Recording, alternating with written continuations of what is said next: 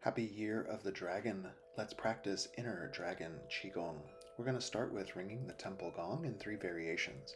So this is a simple exercise. You're just twisting side to side. You're letting your arms swing like a rag doll. And these tap on the abdomen and the lower back, stimulating the meridian points there. I lift my heel to make it easier on the knee and let that spine get loosened up. Now reaching to slap on the shoulder.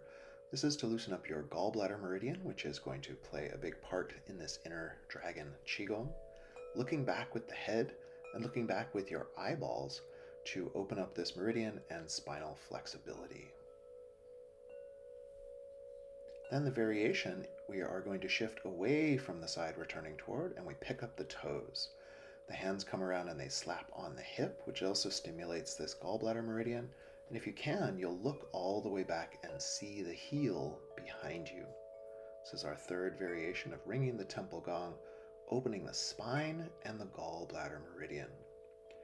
This spine is where this dragon force of ancient Qigong is going to be limbered up. Now we're going to go into a number of stretches. The first is the star pose. So you're going to take your feet the width of your wrists when your arms are outstretched.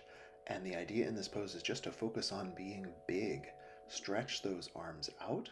This is part of this dragon energy, a sense of soaring in the sky. So while a Chinese dragon doesn't have wings, we can practice the star pose for that sense. Now dragon stretches its claws. So here you come into a big twist. You're going to stretch that hand out in the shape of a claw. Your eyes open wide, and you're going to breathe with the liver sound to relieve stress. So here's your inhale. On the exhale, you exhale with a sh sound. Shh. Reach out and stretch. Relax on the inhale, and then exhale, you open the eyes. You really want to stretch that back heel out, making the body long and limber. Exhaling with the liver sound. Shh. Relaxing on the inhale.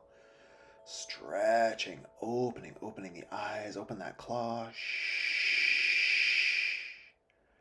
Releasing stagnation and tension. Back into the star pose. Relax from that and just see if you can open and radiate out like you were filling the sky, making your being and your sense of consciousness as wide and open as possible. In the star pose as well, you can practice empowering those legs, really feeling like from the earth you can draw strength up into the body. Now moving into the Dragon Soaring in the Sky series, continuing on that theme.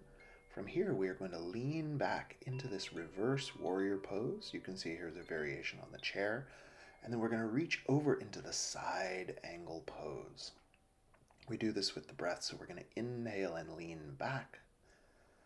And we're going to exhale and reach over into side angle, keeping the idea of this opening the fascia system of the body and keeping the awareness as if you were soaring through a vast open sky. Exhaling into the side bend. And we'll hold for a few breaths, really reaching up with those fingers, reaching down with that extended right foot in this case. Then coming up through the star pose, just for a moment, reestablish that sense of expansion, then turning into the warrior pose, and dragon soars in the sky. From here we inhale back into the reverse warrior, and we exhale over into the side angle pose. This is the year of the wood dragon, which in Taoist cosmology, the dragon is the symbolic animal of the wood element. And what that all means is it's a sense of flexibility, like a living and growing plant. And so we try to cultivate that through these side bends and stretches, holding that side angle pose now. And this again is opening that gallbladder meridian, which runs along the side of the body, and in traditional Chinese medicine is responsible for our sense of flexibility, our ability to turn and twist with the changes of life. Continuing the soaring dragon theme, we're going to take the back knee down and we're going to come into the twisted side angle pose. So in this case, my left knee is down, I'm in that lunge, and my right hand is up. And from here, getting the side body open, but now focusing on the twist of the spine, the twist of those abdominal muscles, establishing that flexibility and twist. Coming back up through the star pose for a moment. And after that twist, we're just reestablishing that sense of openness, empowering up through the legs and reaching out through the heart.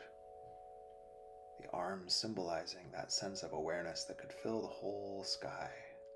Vast, open consciousness.